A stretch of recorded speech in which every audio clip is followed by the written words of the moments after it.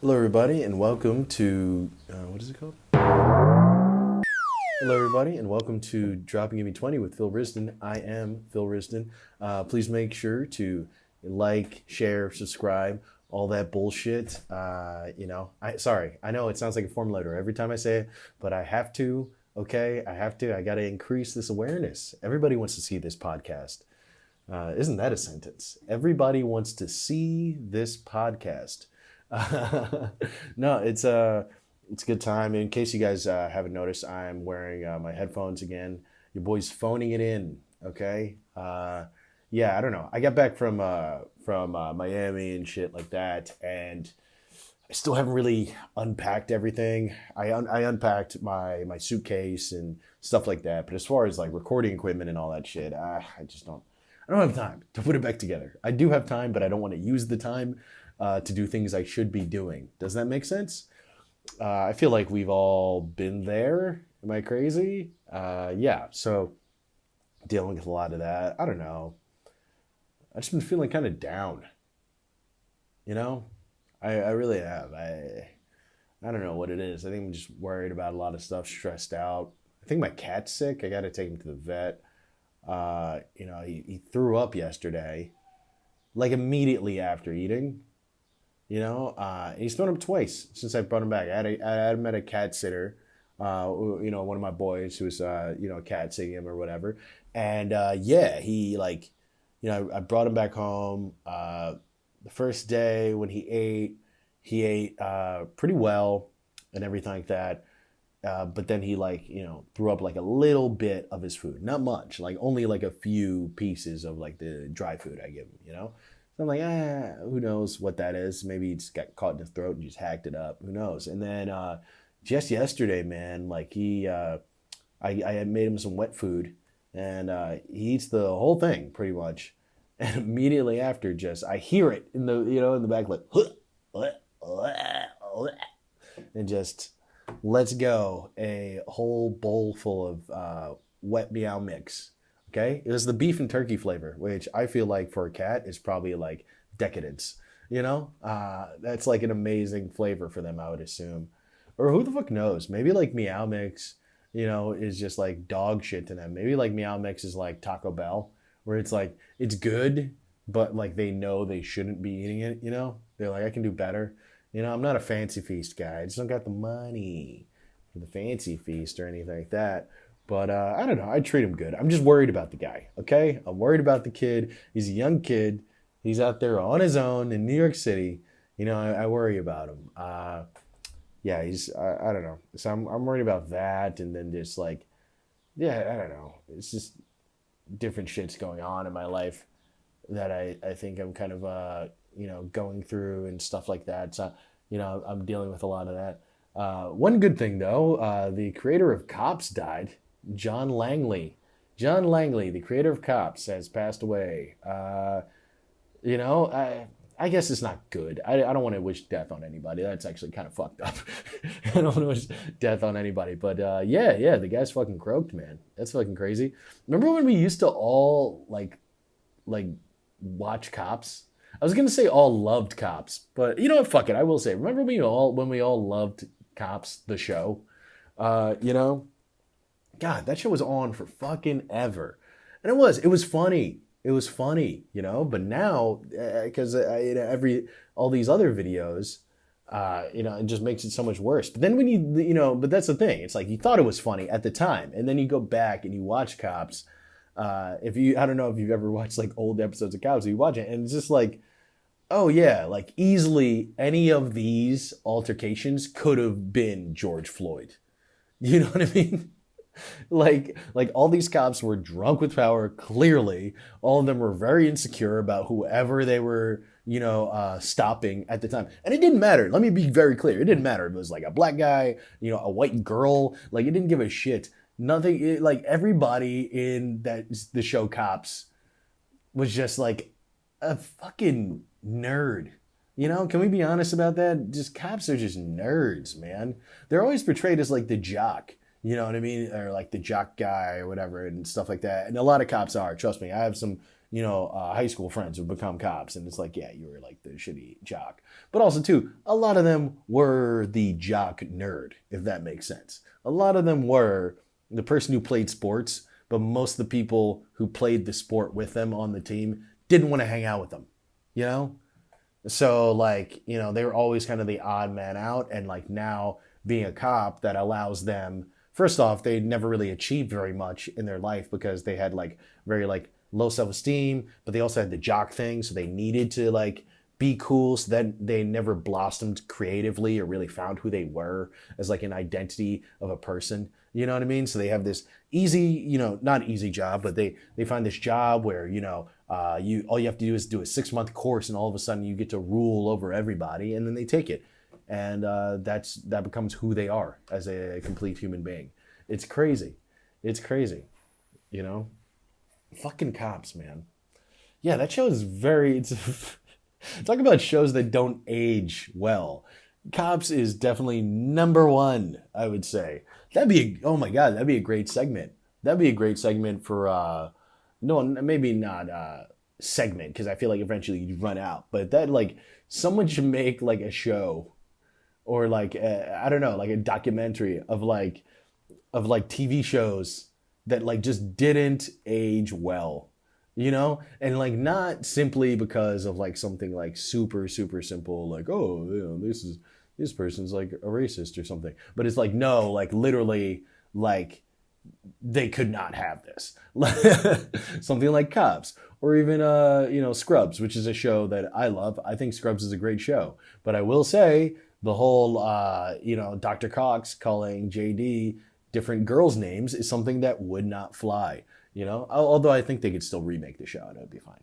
But you know what I mean. You know what I'm saying. So I feel like that's definitely something that needs to fucking pop off. I don't know if any of you guys have any sort of drive within yourself to do anything, but if you guys listen to this and you care about me, okay, waste hours of your life, compiling footage and coming up with reasons why certain shows shouldn't exist, because I will watch that on YouTube.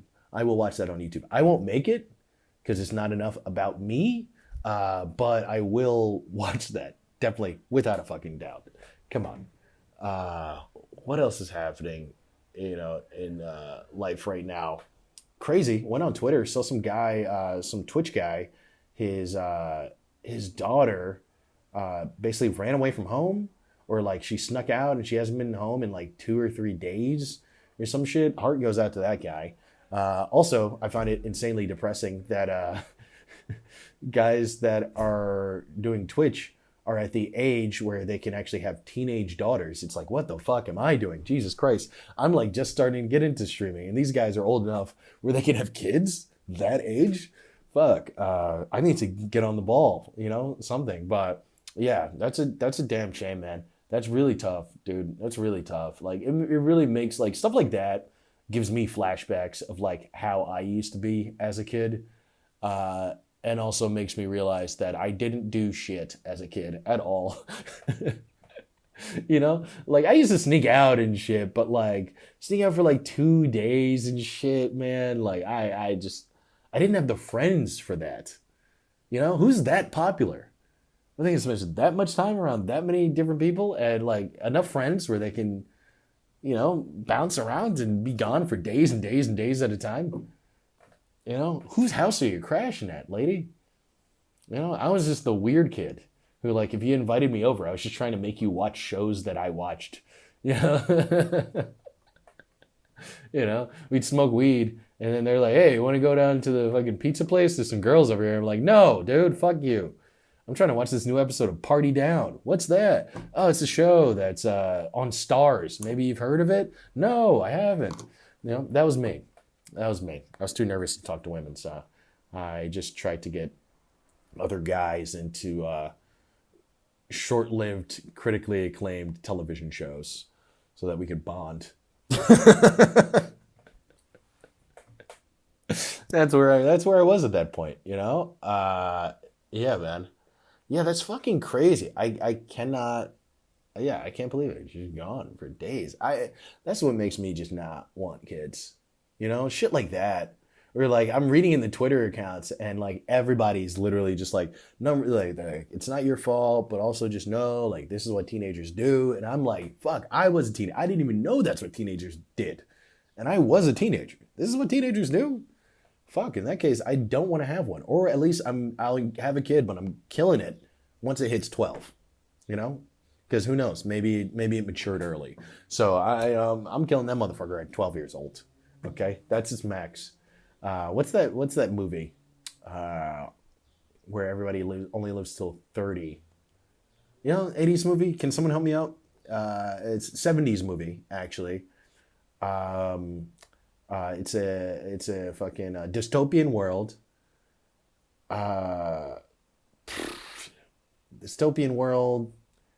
There's a British guy in it who like he's a good actor. He's a good actor. He was actually in How I Met Your Mother. He was in one episode where like the whole cast they go to like some really fancy party and like Ted's the only one that knows how to relate to people. He was the guy in that episode that goes, "Oh heavens no," and he's like a British guy. But the guy's a brilliant actor. Anyway, I think is it Videodrome? Is it Videodrome? I feel like it's Videodrome. If it's not, you guys are going to be yelling at me, but I'm pretty sure it's Videodrome. Yeah, but anyway, yeah, it's like everybody, you know, at age 30, everybody dies. Or like or at age 30, you're sent to the great beyond. And what they find out is that the machine that transports you to the great beyond is really just a machine that vaporizes you and kills you because it's a dystopian world. Most of the earth is uninhabitable and there's only this one bubble and that's really all they can house is a certain amount of people that only live to a certain age. Very like dystopian 70s shit. Does anybody watch like a lot of like 70s movies? What's the deal with all that? There's a lot of like weird dystopian 70s movies that I also can't remember the name of. But I think they're cool. You know, you guys should check that shit out, man. You know, yeah, fucking so crazy. Yeah, Cops is, the creator of Cops is fucking dead. Can't believe that. Life's happening. Life's coming at you fast. You know, I don't know. It's so weird. I had this one bit that I wanted to work out on here, but I can't, for the life of me, I can't think about it. If you thought I was droning on and you were wondering why, it was because of that. I'm trying to think about that. Happy Pride, guys. How about that? It's coming to the end of June right now, so happy Pride Month. You know, get all the gayness out now, okay? If you can take one thing away from this podcast, get all the gayness out now, buddies. All right, get it out, get it done. No, seriously though, happy Pride. You know, it's really awesome. You know, especially because I live in New York, so Pride in New York is like a whole nother thing. Like for a literal month, you know, every gay person looks like they're a rich person in the Hunger Games from that like city. You know what I'm talking about? With like all the fancy weird looking shit. You know, everybody for one entire month, it's Fashion Week. Okay. Like, but it's like super gay Fashion Week. Like it's like everything's super like flamboyant. It's like a mixture of like Fashion Week, Mardi Gras, and like awesomeness. It's very cool. Everybody's very open. It's very, very nice. You know, it's very interesting though. You know, like I feel like, you know, I think they had the march might have been like today or yesterday or some shit. I don't know. Every day is a fucking gay pride parade in New York City, you know, in June. But I think they had like the official one like yesterday or the day before. It's just so funny, just like seeing like how crazy some of the outfits are. It's awesome, but it is funny. I mean, come on, dude. You know, half the dudes there dressed like Xerxes from fucking 300. You know what I mean? It's just like a dude wearing like a leather diaper. You're like, what the fuck? Dude, it's June. It's fucking 90 degrees out here. You're wearing leather still? You're going to get a heat rash, buddy. You're going to get a heat rash. I love your love. Your love is love. All right? Your love is amazing. Your love is beautiful. Your love is perfect. But take that off because you're going to get a heat rash, and I'm worried about you. Come on now. You know this country. We don't have good health care. Take care of yourself, buddy. It's a good time, though. Especially because the gays know how to party, man. No matter what. I'll tell you what, man. Black people, can be notoriously homophobic, but they do sell nutcrackers at gay pride parades. So, it's like one hand washes the other. And I hope somewhere between the gay community and the black nutcracker selling community, they can find some way to sync and find some common ground with each other. If you guys don't know what nutcrackers are, by the way, nutcrackers are some type of sugary juice and grain alcohol mixed together. That's it. And in New York, whenever there's like a major event, basically, there will be a guy walking around with a giant cooler that he rolls behind him, and he just goes like, nutcrackers, nutcrackers, hey, I got nutcrackers, Patron, nutcrackers. They never have Patron in them. They always say they have Patron in them. They never fucking have Patron in them. They don't have tequila. It's grain out. It's fucking Everclear in the goddamn thing. But it does get you fucked up. And it'll be like $8, and it'll get you fucked up. So it's great. That's the one thing I love about New York. New York is expensive as hell, but like it's the capital of the deal. You know what I mean? It's the city of bargains. Like everything's super expensive, but because everything's super expensive, there's all these like little side hustles and like little places that you can go once you know the city and know the area and know the right people. And you can always get something like discounted. You can always get something for free. Like, so many bartenders here, I can walk into certain places and get at least 2 to 3 free drinks. It's gonna be a fact. So yeah, New York's the fucking shit. Yeah, fuck, what is that bit? God, it was something about labeling. Fuck, I can't. I'm not going to start it here. But damn it. This is pissing me off so fucking much. Oh, man. What else is happening? I was watching YouTube today. I saw a retrospective on Malcolm in the Middle. That's how bored I am. That I'm watching an intellectual retrospective of an early 2000s situational comedy. And that's where my life is. Gotta say though, great retrospective. It was just talking about, how it's just like a very honest sitcom. I gotta say, I fucking love that show. Anybody else love that show? God, I fucking love that show. The most real, I feel like it's by far like the most real sitcom I think that I've seen in years. Like, especially like a family sitcom, you know what I mean? Because I think that was the problem back in the 90s and all that shit, the 80s, everything was so crisp and like cookie cutter, and you had the laugh track and all that stuff and everything, but like everything was always solved. Like by the end of those 30 minutes, everything's always solved. And Malcolm in the Middle, you rarely get closure. Shit just ends, I feel like if like 80s and 90s sitcoms were movies, Malcolm in the Middle would be like an indie film you learned about in college or something, because it's like realistically, it's just these different characters that are hungry for love and understanding, and they never really get it. And the whole entire lesson of the show is that life is suffering and just accept it.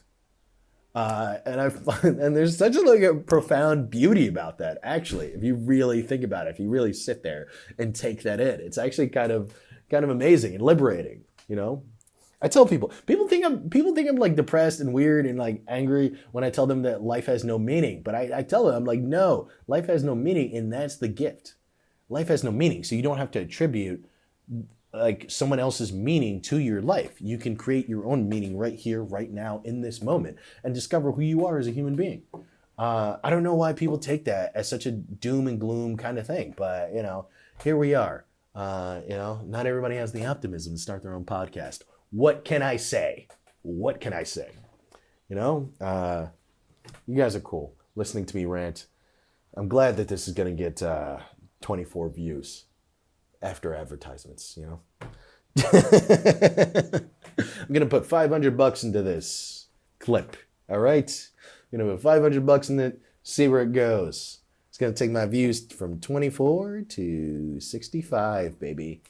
Can't wait. Yeah, life is good, man. Life is good. I just gotta try not to stress. I don't know what I'm stressed about, but I'm stressed. Anybody ever deal with that? A little bit of existential dread from time to time? You're just like, I'm scared. I have no reason why, but my animal instincts is telling me that a storm is coming.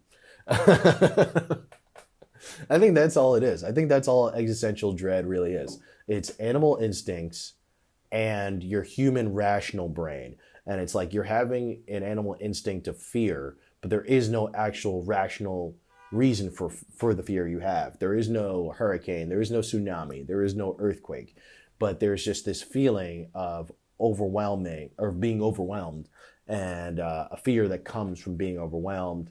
And then your mind, your human mind, kind of, tries to step in and rationalize your animalistic instincts by like attributing the feelings of dread to like other things in your life, whether it may be like a bad relationship or you not being in your, in the right place in your career that you feel you should be, or watching a Malcolm in the Middle retrospective on YouTube and whipping yourself on the back for that, giving yourself 10 lashes for watching a show about a show. But it's like, who cares, man? Just live your fucking life. And I say that to you as I'm saying it to myself. I mean that quite literally. My the screen on my camera that shows you what the lens is looking at is also turned to me. So when I give you advice, I'm also giving myself advice, which is why I do the advice portion, because I love jerking myself off with my own philosophy. If you guys haven't noticed, I mean, come on. Is there anybody more chill than me? I'm wearing a tie-dye shirt, baby. And on that note, I think we're going to end the show. We're at about 22 minutes, 21 minutes. I have no fucking idea. I had this camera running for about 4 minutes before I even started the show. So I'm saying we're at about the 20 mark. But who knows? Either way, I've loved talking to you. I love shooting the shit. And who knows? Maybe I'll try to bring that bit that I forgot back to the next podcast. So that one can actually be good. But I think this one is a hot one, okay? Guys, you're not always going to get me at my best, but you're never going to get me at my worst. You're always going to get consistent mediocrity. And never, ever forget that. All right, this has been Dropping Give Me 20 with Phil Rizdon. I am Phil Rizdon. Please remember to like, share, and subscribe. Thank you, and have a good one. Peace.